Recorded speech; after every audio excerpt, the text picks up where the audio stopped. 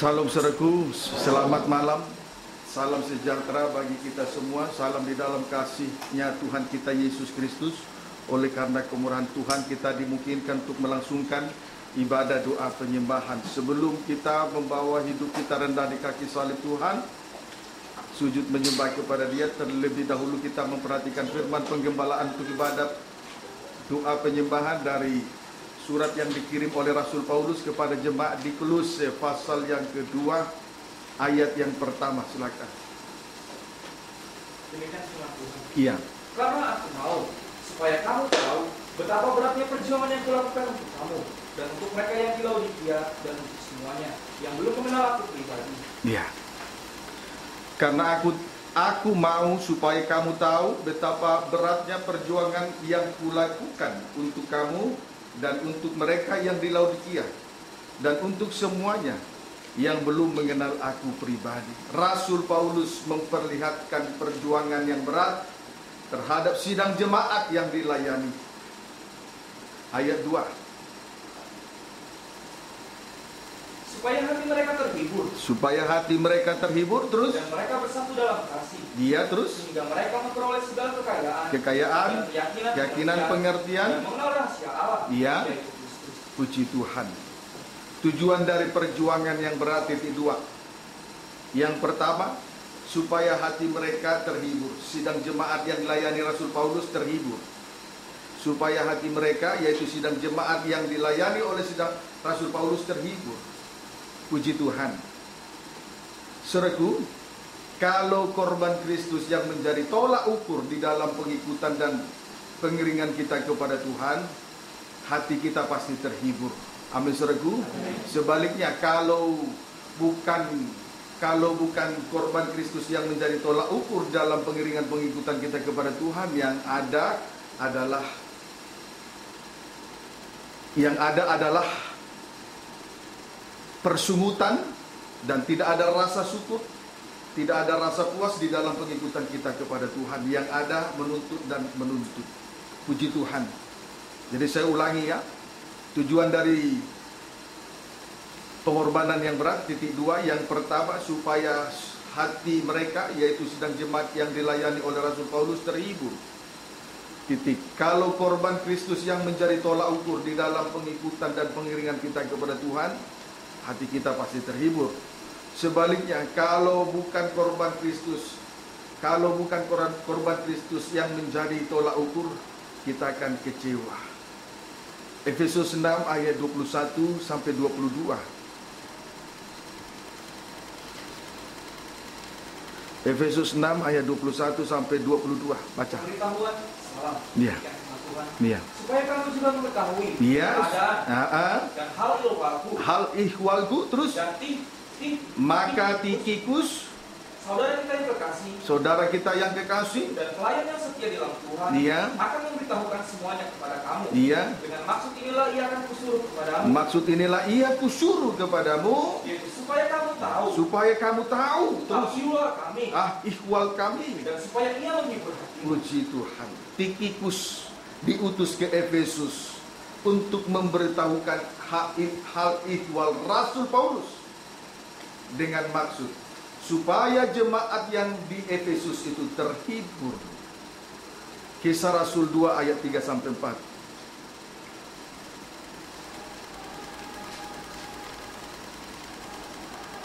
Kisah Rasul 20 ayat 3 sampai 4. Boleh pembacaan dari ayat 1. Kisah Rasul 20 ayat 3 sampai 4. Baca. Dari Makedonia ke Troas. Iya. Sesudah 3 bulan lamanya tinggal Kisah Rasul 20 ayat 3 sampai 4, pembacaan dimulai ayat 1. Setelah reda keributan itu, Paulus memanggil murid-murid Iya. dan menguatkan hati mereka. Iya. Dan sesudah minta diri, ia berangkat ke Makedonia. Ia menjelajah daerah itu dan dengan banyak nasihat menguatkan hati saudara-saudara di situ. Lalu tibalah ia di tanah Yunani. Sesudah 3 bulan lamanya tinggal di situ, ia hendak berlayar ke Syria. Tetapi pada waktu itu orang-orang Yahudi bermaksud membunuh dia. Orang-orang Yahudi bermaksud membunuh dia. Terus Karena itu ia memutuskan untuk kembali melalui Makedonia. ayat 4. Ia disertai oleh Sopater, anak Pirus, anak dari Pirus Berea, dari Berea, terus dan dari Aristarchus, Aristarchus, terus dan Secundus, Aristarchus, terus dan Secundus, terus keduanya dari Tesalonika, terus dan Gaius dari Derbe, Derbe, dan terus Timotius dan 2 orang dari Asia, yaitu Tychicus dan Trophimus. Puji Tuhan, di sini kita melihat bahwa orang-orang Yahudi berusaha untuk membunuh Rasul Paulus, yang menjadi saksi di antaranya adalah Tychicus, yang tadi telah diutus kepada sidang jemaat di Efesus untuk memberitahukan hal ihwal daripada Rasul Paulus. Amin, saudaraku. Jadi salah satunya antara lain yang harus hal ihwal yang harus diceritakan kepada jemaat di Efesus adalah rencana pembunuhan daripada rencana pembunuhan daripada orang Yahudi terhadap Rasul Paulus. Puji Tuhan. Kolose 4 ayat 7 sampai 9.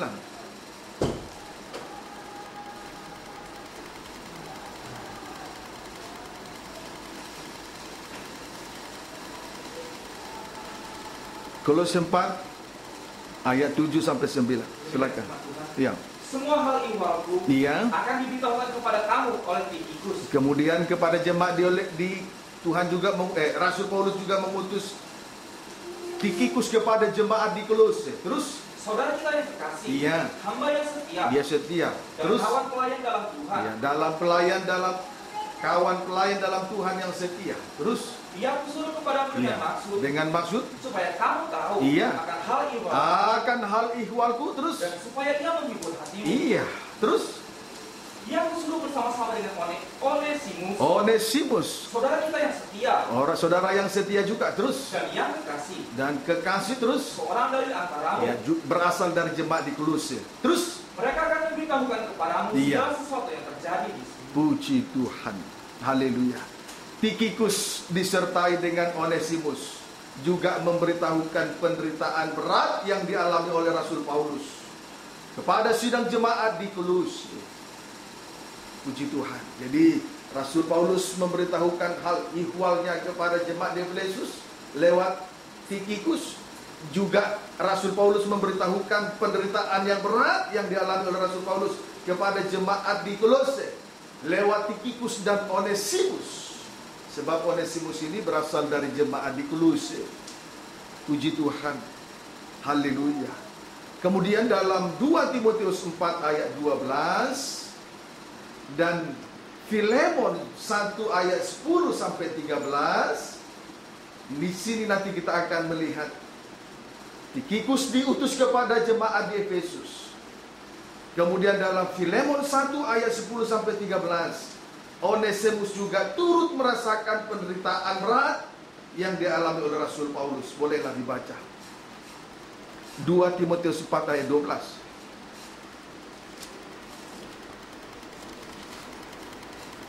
2 Timotius 4 ayat 12. Baca 2 Timotius 4 ayat 12. 11 mulai. Hanya Lukas yang tinggal dengan 2 Timotius ya.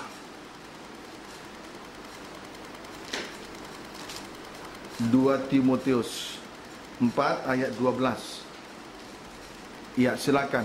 Boleh baca ayat 11. Hanya Lukas yang tinggal dengan aku. Iya. Jemputlah Markus dan bawalah dia kemari. Iya, terus Karena pelayanannya penting bagiku. penting bagiku sementara Rasul Paulus ada di penjara. Terus Tychicus telah kukirim ke Efesus. iya, Tychicus telah kukirim ke Efesus. Filemon 1 ayat 10 sampai 13.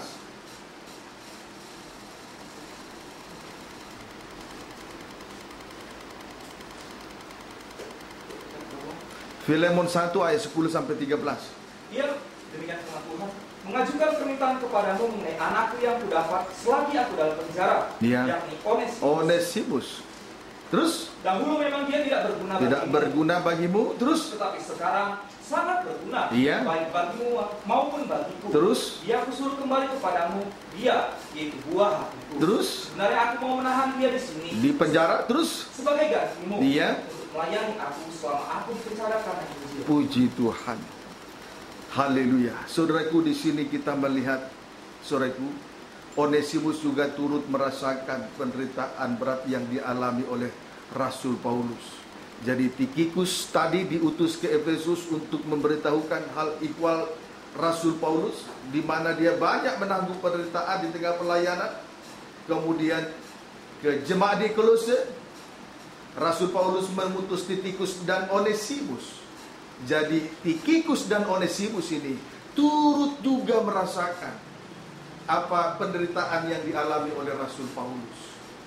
Sebab Tikhikus dan Onesimus ini adalah hamba Tuhan yang setia melayani Rasul Paulus, setia melayani Tuhan. Saya mendambakan pelayan-pelayan Tuhan dalam kandang penggembalaan GPT Betani, mendukung pelayanan ini dan setia menjadi pelayan Tuhan yang setia, tidak mengambil jalannya masing-masing. Tidak ada yang merasa diri yang lebih baik, lebih benar, dan lebih dewasa dalam segala perkara. Amin, saudaraku.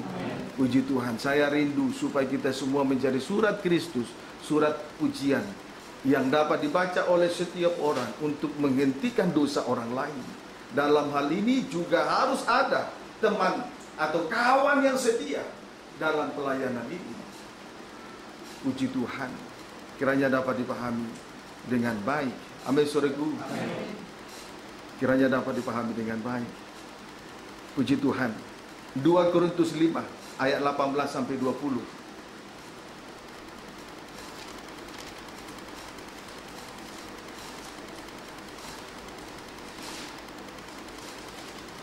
2 Korintus 5 ayat 18 sampai 20, baca. Demikian Ya. Dan semuanya ini dari Allah. Dari Allah Yang dengan perantaraan Kristus Iya. telah mendamaikan kita Iya. dengan dirinya. Iya. Dan yang telah mempercayakan pelayanan pendamaian itu kepada kami. puji Tuhan. Terus Sebab Allah mendamaikan dunia dengan Iya. dirinya Iya. oleh Kristus. Iya. Dengan tidak memperhitungkan pelanggaran mereka. Iya. Ia telah mempercayakan berita pendamaian itu kepada kami. Terus Jadi kami ini adalah utusan-utusan Kristus. Seakan-akan Allah menasihati kamu dengan perantaraan kami.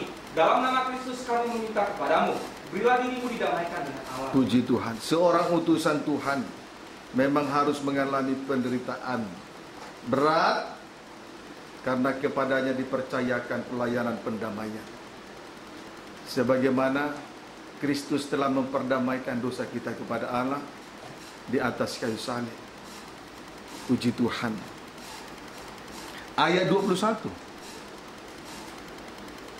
Dia yang tidak mengenal dosa Dia. telah dibuatnya menjadi dosa Dia yang tidak mengenal dosa telah dijadikan dosa terus karena kita, karena manusia, terus supaya dalam Dia kita dibenarkan kita oleh Allah. dibenarkan oleh Allah. Inilah penghiburan itu bagi kita semua.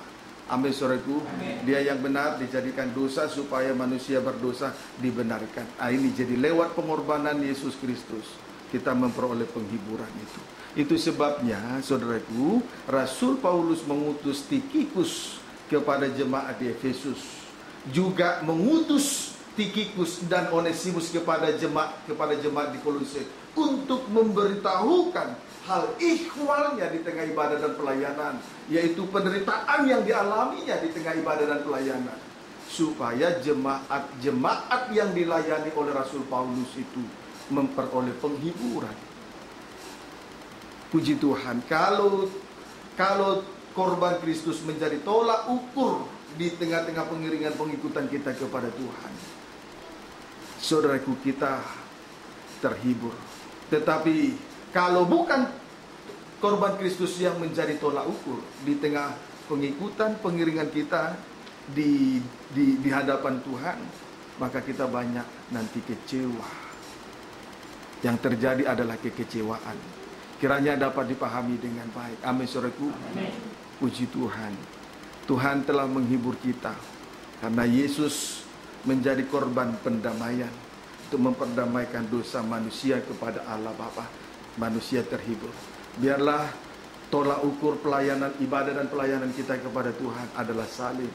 Kita melayani senantiasa mengarahkan pandangan kepada salib supaya kita kuat, tidak ada sungut-sungut, tidak kecewa, tidak sakit hati. Kiranya dapat dipahami dengan baik. Amin, saudaraku. Puji Tuhan. Haleluya. Kiranya dapat dipahami dengan baik. Kita sudah terhibur. Karena Tuhan telah memperdamaikan dosa kita. Jadi betul-betul yang menjadi tolak ukur di tengah ibadah dan pelayanan ini di hadapan Tuhan adalah salib Kristus. Tujuan dari perjuangan yang berat yang kedua, boleh dibaca, tidak usah ditulis lagi, boleh kembali dibaca. Kolose pasal yang kedua ayat 2. Boleh baca ayat 1 sampai 2. Karena aku mau, Ya, supaya kamu tahu betapa beratnya Ya. perjuangan yang kulakukan untuk kamu, Ya. dan untuk mereka yang di Laodikia, Ya. dan untuk semuanya. Ya, Rasul Yang Paulus memberitahukan, memperlihatkan perjuangannya terus yang belum mengenal aku pribadi, kepada seluruh sidang jemaat, terus supaya hati mereka terhibur, supaya hati mereka terhibur, dan mereka bersatu dalam kasih. ya, bersatu dalam kasih. Tujuan dari perjuangan yang berat yang kedua, supaya mereka bersatu di dalam kasih. Ya, supaya mereka bersatu di dalam kasih. Berarti anggota tubuh menjadi satu oleh karena kasih. Ya, kalau bersatu di dalam kasih, berarti anggota tubuh yang berbeda-beda itu menjadi satu oleh karena kasih, diikat oleh karena kasih. Kolose 3 ayat 14. Kolose 3 ayat 14. Demikian firman Tuhan. Iya. Dan di atas semuanya itu, Di atas semuanya itu, kenakanlah kasih sebagai pengikat Iya. yang mempersatukan dan menyempurnakan.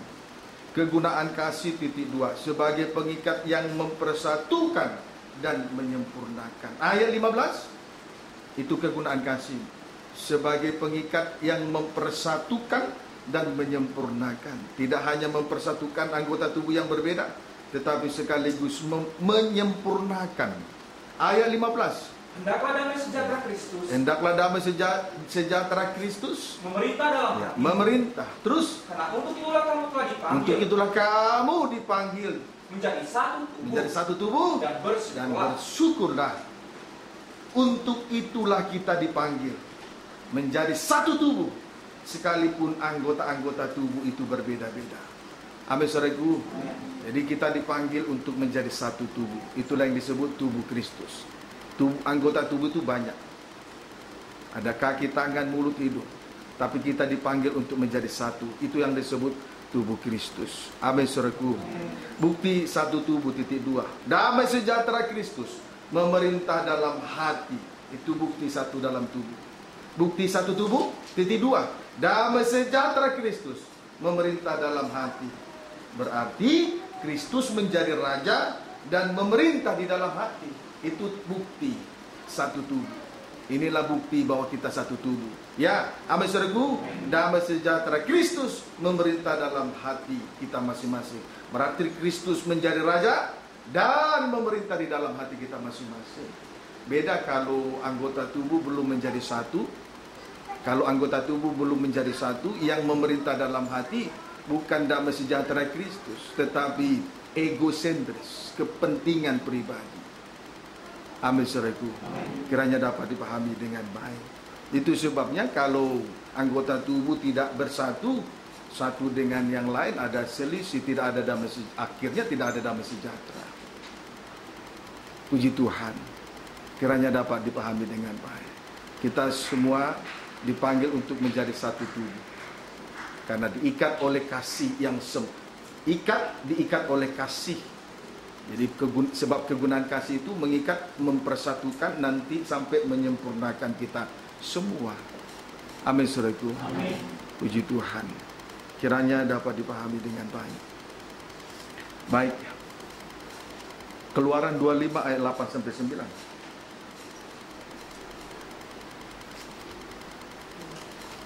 Keluaran 25 ayat 8 sampai dengan ayat 9. Baca. Demikian firman Tuhan. Iya. Dan mereka harus membuat tempat kudus bagiku, Iya. supaya aku akan diam di tengah-tengah mereka. Iya, supaya diam di tengah-tengah mereka terus. Menurut segala apa yang kutunjukkan kepadamu, Iya. sebagai contoh kemah suci, Iya. dan sebagai contoh segala perabotannya. Iya. Demikianlah harus kamu membuatnya. Iya. Di sini memang ada suatu perintah untuk membuat tempat kudus bagi Tuhan. Tujuannya supaya supaya ia akan diam di tengah-tengah kita semua. Dia berdiam di dalam hati kita, berarti damai sejahtera Kristus memerintah di hati kita semua. Amin, saudaraku. Jadi itu memang itu harus kita kerjakan, kita harus buat di hadapan Tuhan. Tidak bisa tidak. Puji Tuhan. Kiranya dapat dipahami dengan baik. Keluaran 25 ayat 21 sampai 22. Boleh baca ayat 10, kemudian ayat 11, kemudian 20 sampai 21, 10, 17, 21 sampai 22. Baca. Demikian firman Tuhan. Ya. Haruslah mereka membuat tabut dari kayu penaga, Ya. 2,5 hasta panjangnya, Ya. 1,5 hasta lebarnya, dan 1,5 hasta tingginya. Ayat yang ke-17. Juga engkau harus membuat tutup pendamaian dari Tutup emas murni, pendamaian dari emas murni. Terus 2,5 hasta panjangnya, Ya. dan 1,5 hasta lebarnya. 21 sampai 22. Terus Haruslah kau letakkan tutup pendamaian itu kau letakkan tutup pendamaian itu di atas tabut, di atas tabut. dan dalam tabut itu engkau harus menaruh loh hukum Loh hukum. yang akan kuberikan kepadamu. Iya, terus Dan di sanalah aku akan bertemu dengan Iya. engkau. Dia Dan dari atas tutup pendamaian itu, Dia. dari antara kedua kerup yang di atas tabut hukum itu, Dia. aku akan berbicara dengan Aku engkau akan berbicara dengan engkau. tentang segala sesuatu yang akan kuperintahkan kepadamu untuk disampaikan kepada orang Israel. Puji Tuhan. Haleluya. Selanjutnya Tuhan memerintahkan untuk membuat tabut. Ya. Selanjutnya Tuhan memerintahkan membuat tabut perjanjian, tabut dari kayu penaga. Kemudian disalut dengan emas murni. Juga harus membuat tutup pendamaian dari emas murni dengan 2 kerup di atasnya. Puji Tuhan. Lalu tutup pendamaian itu harus diletakkan di atas tabut.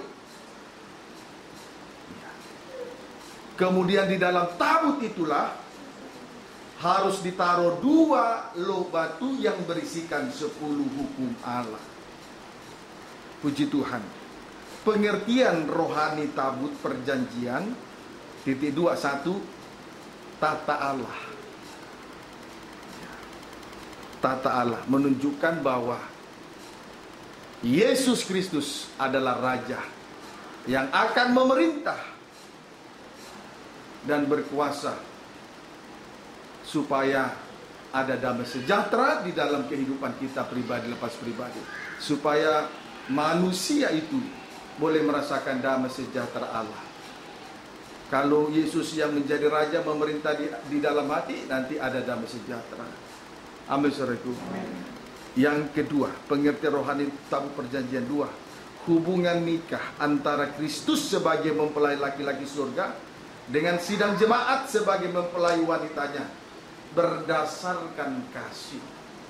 Jadi hubungan intim ini berdasarkan kasih agape. Puji Tuhan. Itulah pengertian rohani daripada tabut perjanjian. Saudaraku, yang pasti Allah bertata supaya ada damai sejahtera. Allah bertata memerintah di hati supaya ada damai sejahtera. Kemudian terciptalah hubungan intim, hubungan yang suci dengan Tuhan berdasarkan kasih agape. Amin, saudaraku. Puji Tuhan. Kiranya dapat dipahami dengan baik. Itu sebabnya Tuhan juga memerintahkan supaya 2 loh batu yang berisikan 10 hukum ditaruh di dalam tabut perjanjian. 2 loh batu berisi 10 hukum itu menunjuk kepada kasih. Intinya hanya satu, yaitu kasih. Kasih kepada Tuhan dan kasih kepada sesama. Jadi kegunaan kasih untuk mengikat sebagai pengikat yang mempersatukan dan yang menyempurnakan. Amin, saudaraku. Puji Tuhan. Kiranya dapat dipahami dengan baik. Saudaraku, memang sepintas tadi waktu Rasul Paulus memperlihatkan atau memberitahukan hal ihwalnya kepada seluruh sidang jemaat yang dilayani, baik yang tidak mengenal dia. Sepertinya ada kesan sepintas sepertinya Rasul Paulus ini sombong, tetapi sebetulnya tujuannya mulia, supaya sidang jemaat terhibur dan supaya sidang jemaat, supaya mereka menjadi satu di dalam kasih. Itu tujuannya. Amin, saudaraku. Puji Tuhan. Kita bersyukur kepada Tuhan. Biarlah kita semua anggota tubuh yang berbeda ini menjadi satu karena diikat oleh kasih. Dan kalau kita perhatikan Keluaran pasal 25 ini, memang Tuhan perintahkan bangsa Musa untuk membuat tabernakel rumah Tuhan, supaya Tuhan menjadi raja, bertahta dan berdiam, memerintah berdiam di dalam hati kita masing-masing. Dan itu harus. Maka alat yang utama, yang pertama dan utama yang harus dikerjakan adalah tabut perjanjian. Arti rohaninya tata, yang kedua hubungan nikah, hubungan intim berdasarkan kasih. Sebab di dalam tabut perjanjian ini, tabut perjanjian itu harus diletakkan 2 loh batu yang berisikan 10 hukum Allah. Inti dari 2 loh batu hanya satu, itulah kasih. Kasih kepada Tuhan yang mewakili loh batu pertama, kasih kepada sesama yang mewakili loh batu yang kedua. Kiranya dapat dipahami dengan baik. Amin, saudaraku. Kemudian kita lihat Keluaran 25 ayat 1 sampai 2. Demikian firman Tuhan. Iya. Berfirmanlah Tuhan kepada Musa. Iya.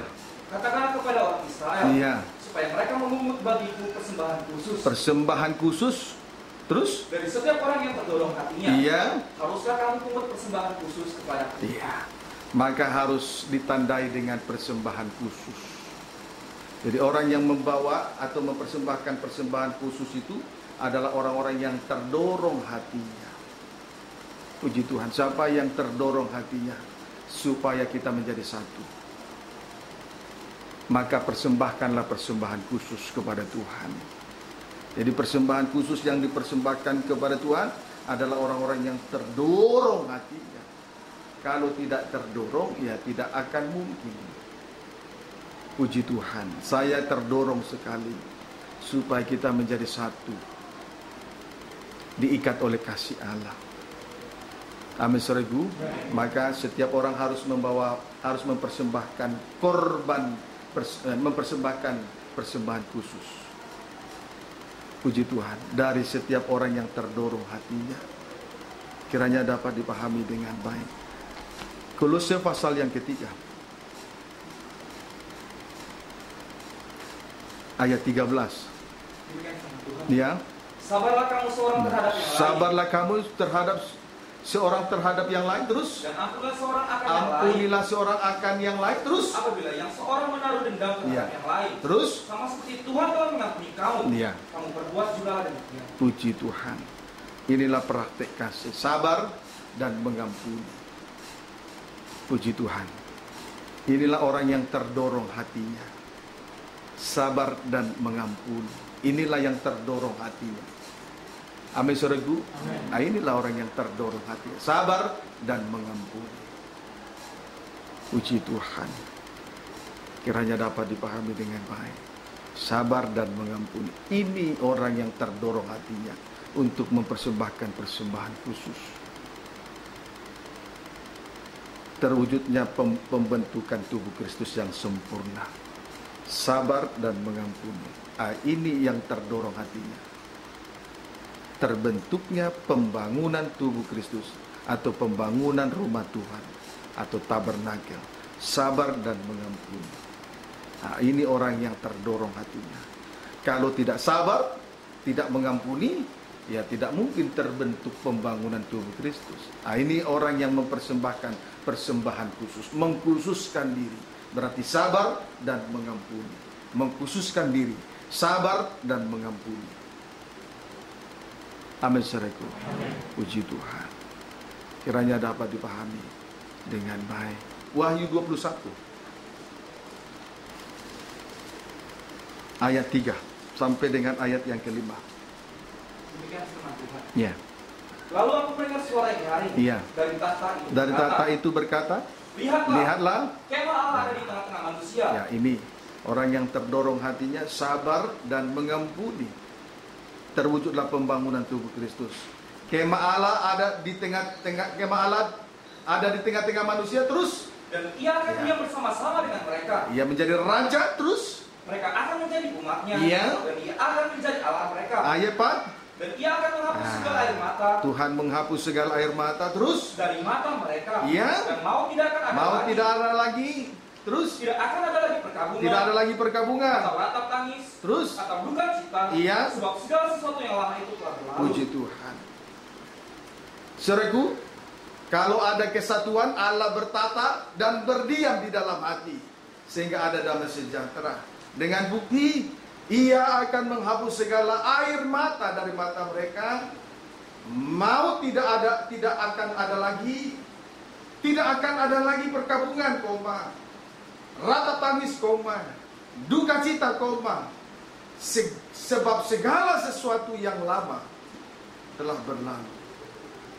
Sebab Tuhan telah memerintah dan menjadi raja dalam hati kita semua.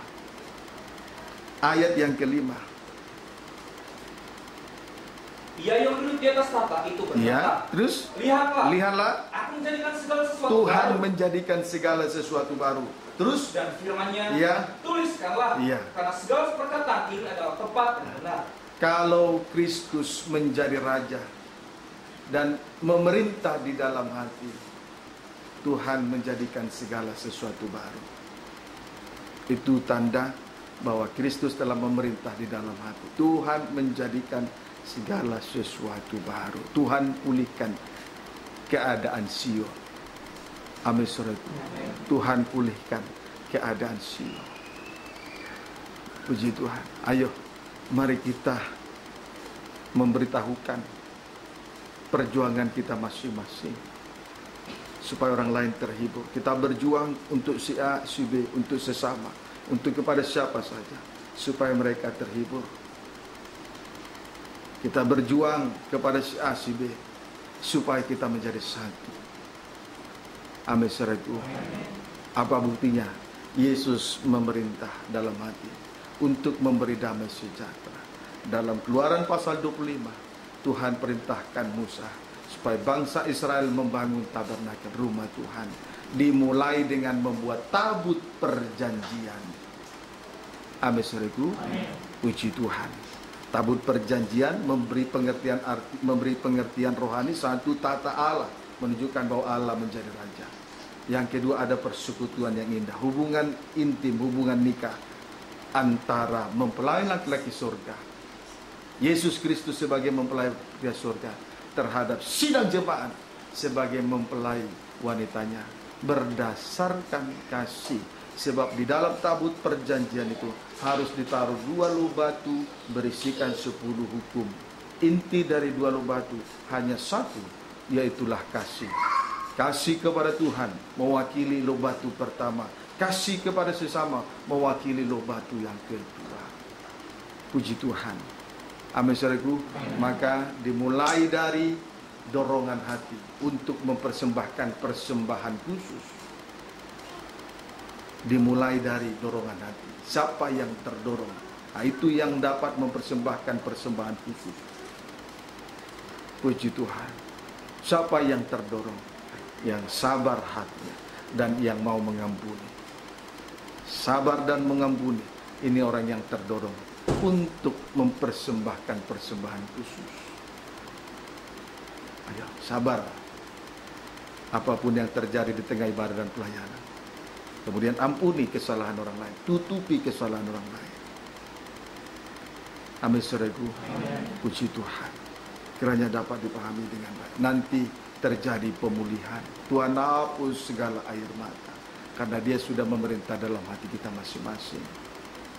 Amin, saudaraku.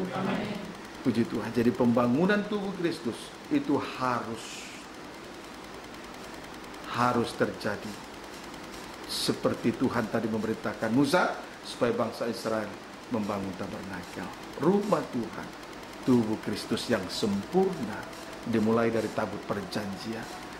Dari sanalah Allah nanti memerintah dan berbicara kepada umatnya Israel. Kalau dia memerintah dalam hati, dia akan berbicara kepada kita sesuai dengan apa yang Tuhan mau.